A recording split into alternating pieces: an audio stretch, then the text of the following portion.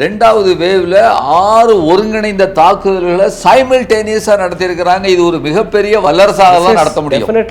ஆயுதங்களை சப்ளைஸ் பண்ணக்கூடிய ஒரு ஆயுத கப்பல் வந்திருக்கு. அதை இன்றைக்கு அடிச்சு காலி பண்ணி செயலிழக்க வச்சுட்டாங்க.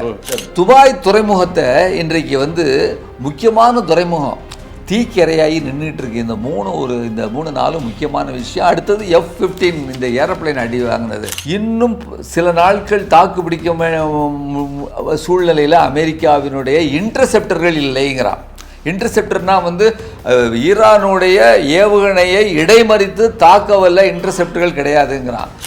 அப்போ ஒரு கோலியாத்து இப்படி நின்றுட்டு இருக்காங்க போது கதையில் நீங்கள் பார்த்துருப்போம், நம்ம டேவிட் ஸ்லிங்கை வச்சு அடிச்சிருவாப்புல. அதுபோல் இன்றைக்கு ஆயிரக்கணக்கில் நான் மாத கணக்கில் நான் போராடுவதற்கு தயாராக இருக்கிறேங்கிறத இன்றைக்கு சொல்லாமல் சொல்லி கொண்டிருக்கிறது.